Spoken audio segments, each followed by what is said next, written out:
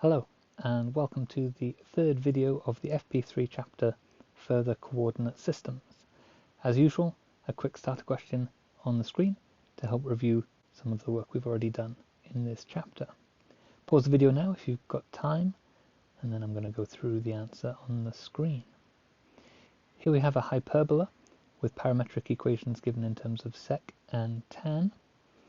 From that we can compare it with the usual parametric form a sec t to tell us that a is 4 and b tan t to tell us that b is 1. From there, the first part of the question is very easy. Find a Cartesian equation for h. We use these two numbers and put it into the usual form, x squared over a squared. And this is a hyperbola, so we would need a minus. Y squared over 1 squared is equal to 1. Part 2, sketch h. So we've got our axes here. We know that the intercept on the x-axis is equal to a, so the 4 and a minus 4. And if you recall, we've got the asymptote, so we're going to do part 3 in order to help us sketch h. The asymptotes are b over a, so it's 1 over 4, x, and it's a plus minus. So if I put those in green, that's a fairly shallow line. And the same on the negative. So we've got y is equal to a quarter x here. Y is equal to minus a quarter x here. And that helps me draw the graph because I know it must get closer and closer to these. It's quite a sharp turn at 4, and then comes out and gets closer to these.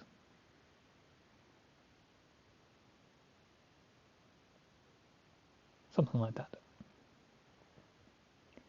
Okay, so that covers hyperbolas and their sketching. A quick review of the chapter, because I've done this quite different to the textbook order. We did equations of ellipses, so that was very similar, x squared over a squared, but it was a plus here. Y squared over b squared equals 1. Equations of hyperbolas, which we just looked at, where there's a negative here. Then we looked at tangents and normals, how to find those for these two different curves. In this video, we're going to look at a slightly different approach, a different way to define ellipses and hyperbolas, and that's by looking at eccentricities, foci, and directrices. We'll do a quick recap of FP1 because you have met these before. And this is section 3 in the textbook. After section 1 here, section 2 here, it goes on to section 3, and then section 4 is this, section 5 is this, and then we'll come back and look at loci, which are the more involved questions, problem-solving questions, towards the end of the chapter. Another quick note, as we go through this, we've got a few equations that will come up, but don't worry too much about remembering them. We'll come back to this, which is a snapshot of the formula booklet, and I'll show you where they are in the formula booklet, so you know which ones you do and which ones you do not have to remember for the exam. Okay, a quick review from FP1. We know that you can define a parabola by its equation, but you could also define a parabola as a locus of points, remembering that a locus is a set of points that follow a given rule.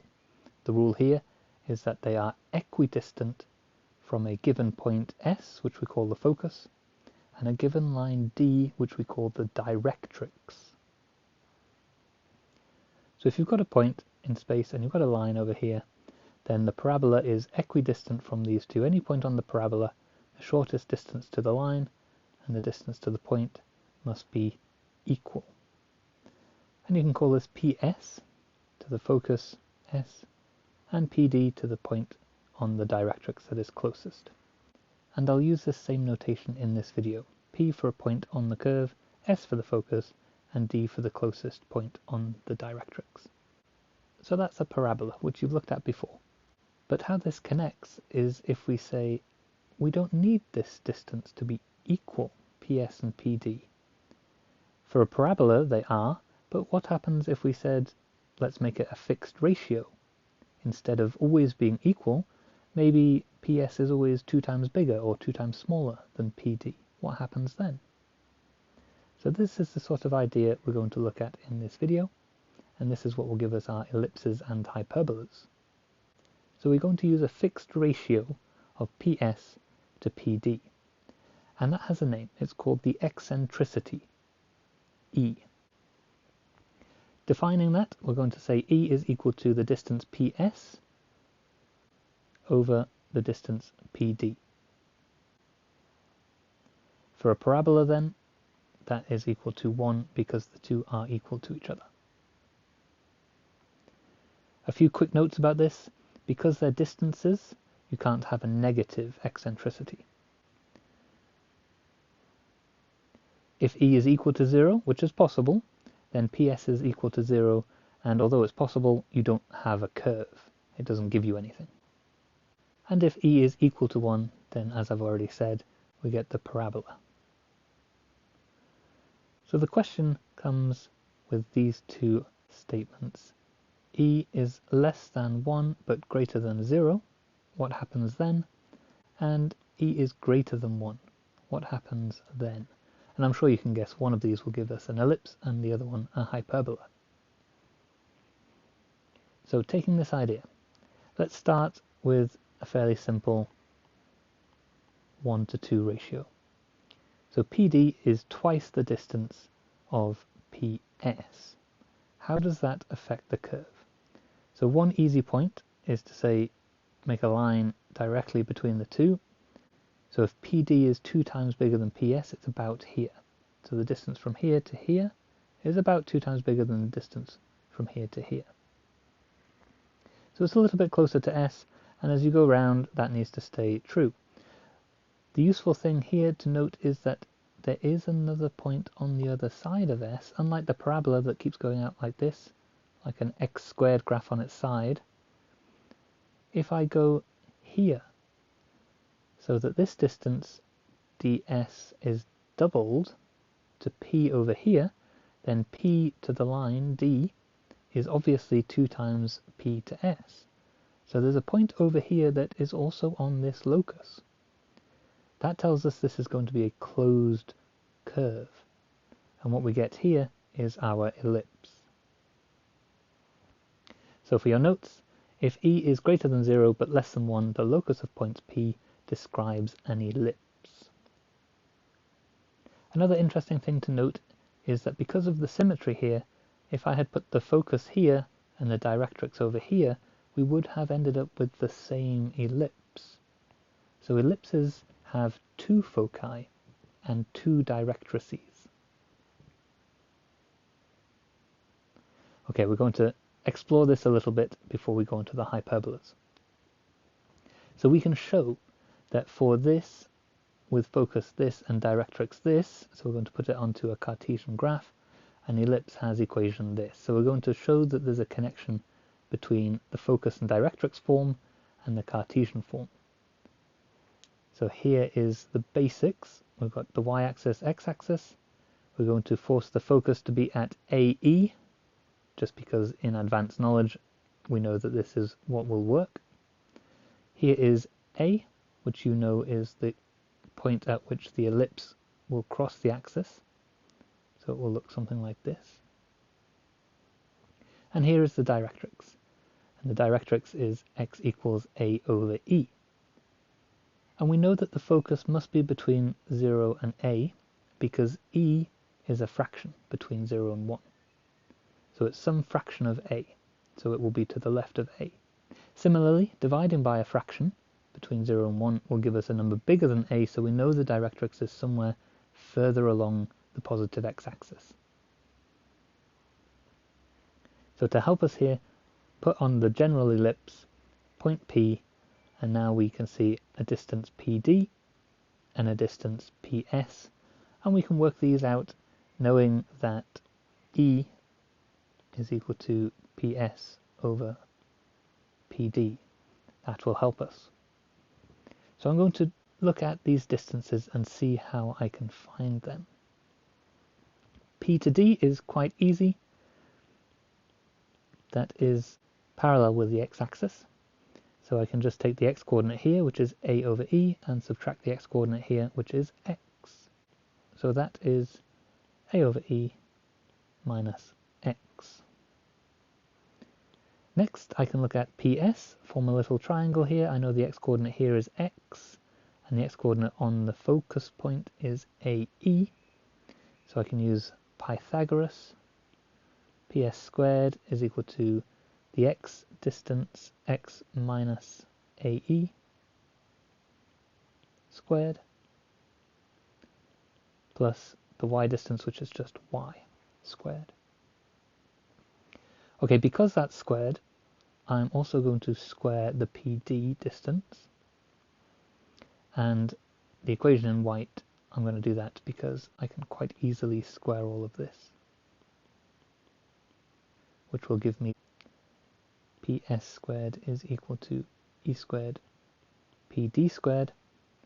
And now I can put the PD squared in here, the PS squared in here, and hopefully we will be able to rearrange to find this equation. Now you might note that there's no B yet, but we'll come back to that in a moment.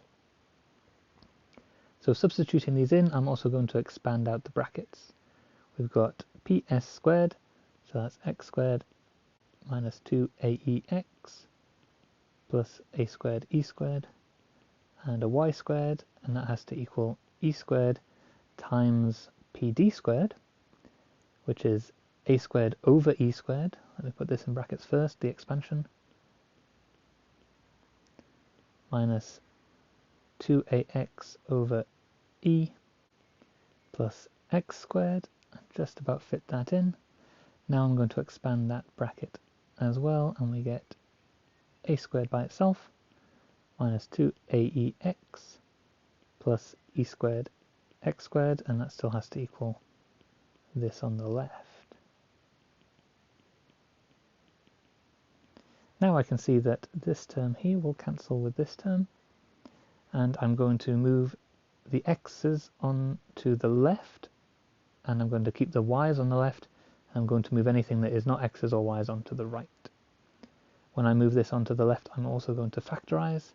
So I've got x squared 1 minus e squared plus a y squared is equal to, and I can also factorize the a squared as I move that other term to the right. There's a 1 minus e squared from this term coming over here. At this point, I'm going to divide everything by this because I need a 1 on the right hand side, and this has no x's or y's, so that's convenient.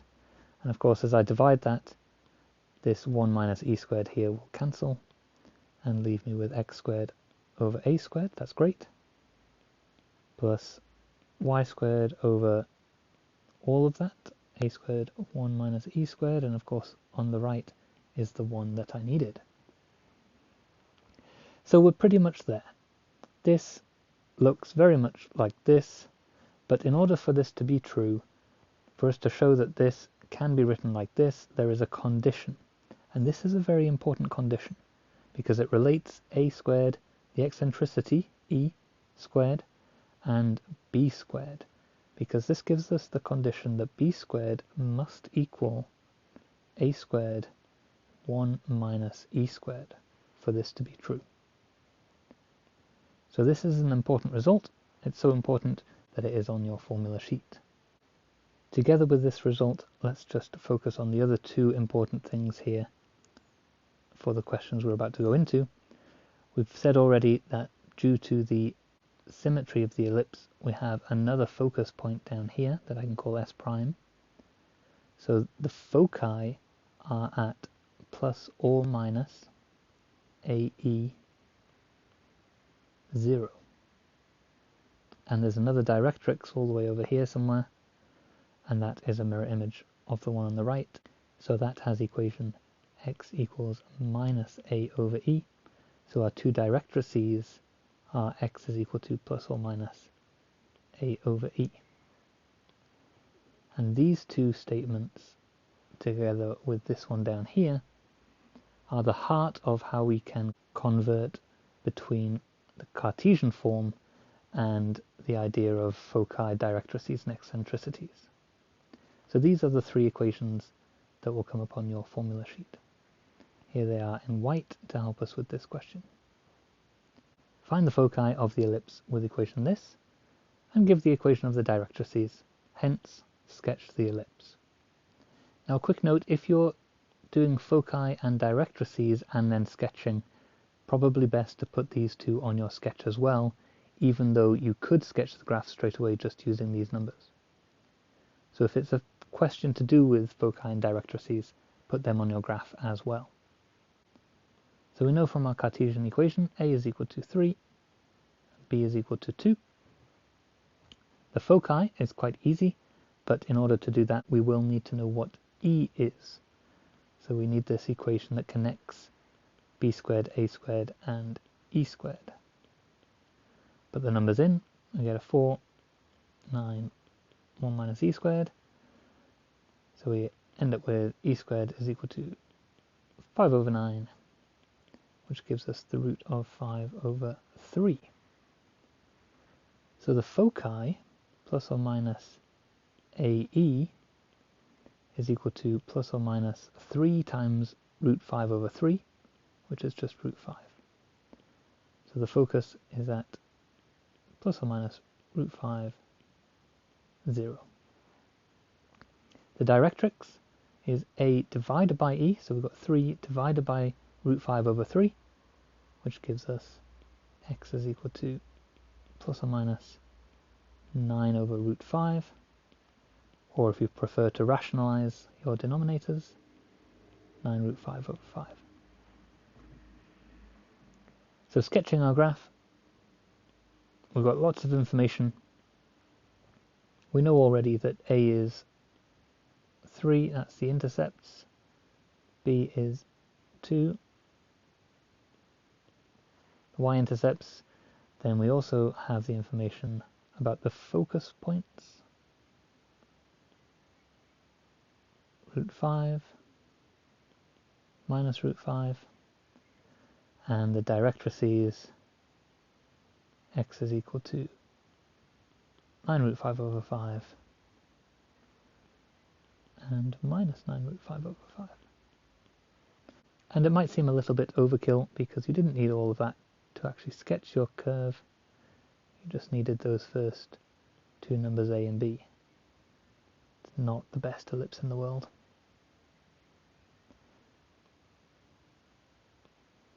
Here is a slightly better version. And a second question. Now this looks almost identical, but there is a reason why I'm doing both of these questions. This is an important example. If we go through the same process, we've got a is equal to 4, b is equal to 5, and then we say, okay, we need e in order to find the focus points. So we need b squared equals a squared, 1 minus e squared. B is 5, so that's 25,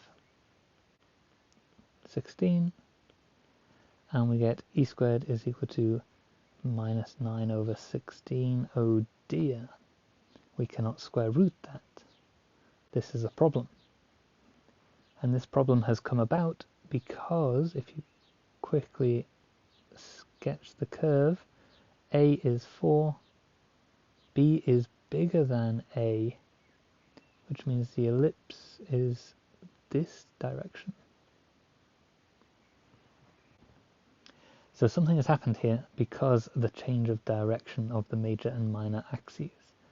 The major axis is now in the y direction, which means our focus points will be on the y-axis, and our directrices will be y equals a constant instead of x equals a constant. Don't panic. All that means is you need to switch around these formulas. Instead of this, we end up with a squared equals b squared, 1 minus e squared. The directrix, instead of x equals a over e, we get y is equal to b over e. And the foci, instead of plus or minus ae in the x, we get plus or minus be in the y. So it's very similar. There's a certain symmetry to it all, and that is just because it's kind of rotated, if you like, this direction to this direction. And now we can do all of the things as normal. So we've got a squared over b squared is equal to 1 minus e squared, which gives us 9 over 25. So e is 3 over 5. And then if we want the foci, it's b times this. B is 5, so it's just a 3. So we end up with a 0 plus minus 3. So this is a 3 and this is a minus 3. The directrices, y is equal to plus or minus b over e. That gives us 25 over 3 as our constant.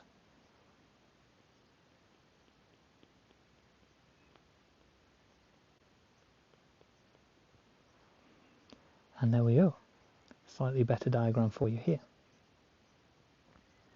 So this second example is important because it notes that if your b is bigger than your a, then you must be aware of changing these. And this is very important to remember because these are not given on your formula sheet. Okay, a slightly different sort of question, a proof. If P is a point on an ellipse this, prove that PS plus PS prime, which is the second focus point, is equal to 2 times A. So if you have a proof question like this, I would highly recommend drawing a diagram. General ellipse, we know the directrices are outside the ellipse, if you will. It's further to the right here and further to the left here than the intercepts. And we know the focus points are inside. Then put on your general point P and connect to things you know. So we've got D over here. Let's call this D prime. And P to S prime, P to S. And the question is saying, prove that this plus this, wherever you are on the ellipse, will always equal 2 times A. Okay, well, it's fairly obvious if it was here, because you've got this full distance, and then this distance here is equal to this distance, so it is definitely equal to 2A. But how do we prove it is true for the full ellipse, any point on there? Well, we're going to use our good old E is equal to PS over PD to help us, because although I could try and find the distance PS prime, it's much easier in this case to find PD and PD prime because these are just parallel to the x-axis. I don't need Pythagoras here. I know the x-coordinate here is A over E. Here is x, so the distance PD is equal to A over E minus x. And we know the distance PD prime, because from D prime to here, although it's a negative this direction, the distance is a positive. The distance is A over E. And then we add on this distance, which we know is the x-coordinate x. So A over E plus x. Now we go back to the equation in white and we recognize that PS is equal to EPD. So if I want PS plus PS prime, that is the same as E times PD plus E times PD prime. Replacing this with this and this with this. Now I know PD, so I'm going to substitute that in. I know PD prime, substitute that in, and simplify.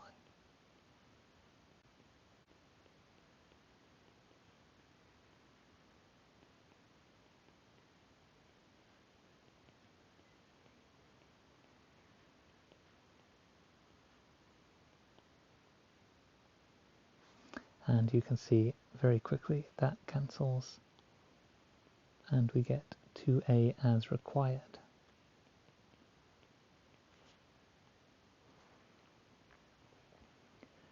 Okay, that's quite a lot so far. So if you want to break the video here, this is a good point to do it. That's ellipses, we're going to move on to hyperbola, looking at some very similar ideas. So we know that if e is between 0 and 1, we get an ellipse. You can no doubt guess that if e is greater than 1, then we get a hyperbola, with the same sort of reasoning. For a fixed amount, let's say e equals 2, there will be a distance maybe here where this distance ps is 2 times bigger than the distance pd. And you get a line like this. You'll also notice that there's a line on the other side of the directrix. In this case, the distance from here to here, and the distance from here to here, this must be twice this. My diagram is not to scale. And that also has a symmetry to it, which puts a focus point and a directrix on the other side. And I've labelled them 3s just because I've still got the 2's over here from the ellipse. What's useful to note here is that with the ellipse, the focus points are inside the curve and the directrices are outside. With your symmetry here, there isn't really an inside and outside as such, but the focus points are further out away from the origin if the origin is in the middle, and the directrices are closer to the origin than the curve. So it's the opposite. It's almost like an inside-out ellipse, if you want to think of it like that. So we're going to do the same thing. I'm going to go through and prove the connection for this focus point and this directrix to give this equation. It's very, very similar. Here is our diagram, and we can see that, of course, if A is here and E is bigger than 1, then AE must be to the right and the directrix must be closer to the origin. So starting at the same idea, E is equal to PS over PD, and we're going to find the distance PS using Pythagoras. PS squared is equal to, in this case we've got y squared plus x minus AE squared, and PD, easier to find, but I'm still going to square it because I'm going to use this relationship. So PD squared is just x minus A over E all squared. And putting those two into this equation, we get E squared times x squared minus 2ax over E plus A squared over E squared is equal to y squared plus x squared minus 2aex plus A squared E squared. Expanding out this bracket on the left, x squared E squared minus 2aex plus A squared, and perhaps you're thinking this is exactly the same as before. It's very, very similar.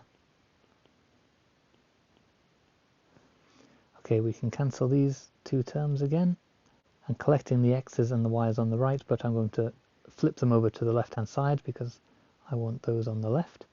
We're going to have x squared 1 minus E squared plus y squared is equal to A squared 1 minus E squared. And now you're saying to me, it is exactly the same. Why are we doing this all over again, and how do we get a slightly different equation from this same equation here?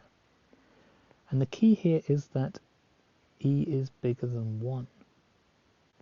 So what I'm going to do is I'm going to effectively multiply this whole equation by a negative, or if you want to think of it a different way, I'm going to pull a negative out of these, factorize a negative out, and then change the sides. Whichever way you think of it, we end up with x squared E squared minus 1 minus y squared is equal to A squared E squared minus 1. And that's because E is greater than 1. Now we'll come back to why that's not just a good idea because of this negative that we need here, but why it's absolutely essential in a minute. Because you can see now we're going to divide everything by this term, and that will give us our equation. X squared over a squared minus y squared over a squared e squared minus 1 is equal to 1. So we've got a very similar connection. We have b squared must equal a squared e squared minus 1, and the focus here, the directrix here. So just noting why this is necessary, not just useful but necessary, is because here if you have a b squared equals a squared times this thing, if this was a negative result, that would give you b squared is equal to minus a squared, which is not possible.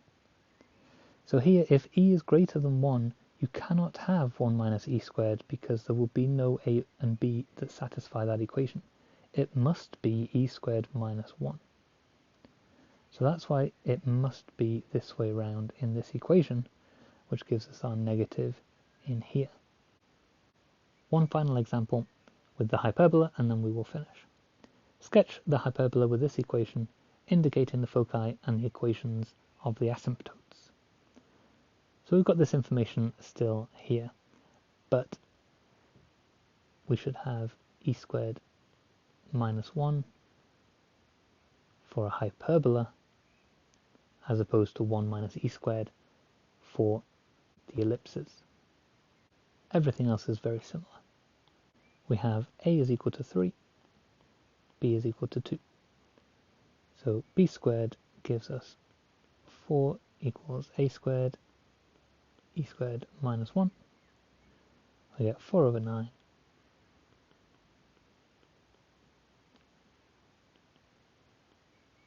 So e squared is 13 over 9, and e root 13 over 3.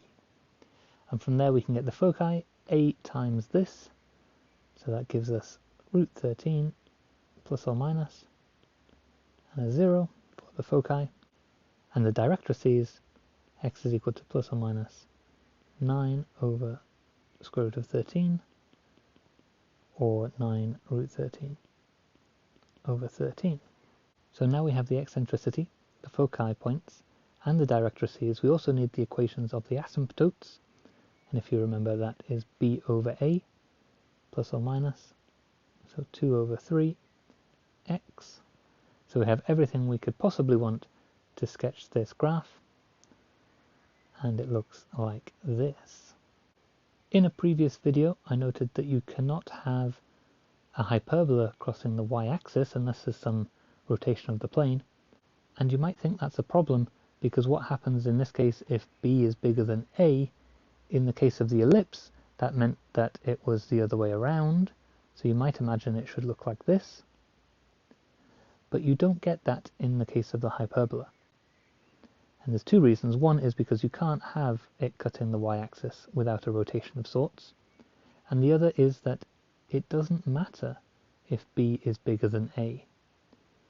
In the previous example with the ellipse, it mattered because we were square rooting a negative when we came to do this part. But here, if b is bigger than a, we're still just adding 1 and square rooting. You won't get a negative out of this just because b is bigger. So in this case, with the hyperbola, it doesn't matter which is bigger, b or a. You'll just get a slightly different shape coming through. Final thing is to show you where all of these are in the formula booklet. Parabola and rectangular hyperbola you did in FP1, though you may still need them. They could still ask you questions about those. And in FP3 here, we've got the ellipses and the hyperbola. You get all of this information: the Cartesian form, parametric form, both parametric forms here, the eccentricity, foci, directrices, and here even the asymptotes. The important thing to note is that if b is bigger than a, as I just said, for the hyperbola it doesn't matter, but for the ellipse, if b is bigger than a, then you need to sort of switch these around. The b and the a swap places here. This becomes 0 plus or minus be, and this becomes y equals b over e, plus or minus. So that's the key thing in terms of what do I have to remember. You have to remember if b is bigger than a, these are slightly different. Pretty much everything else is given to you on the formula booklet. It's quite a long video, but you should now be able to do the questions from exercise 2C, and perhaps I'll see you in the next video to finish off this chapter.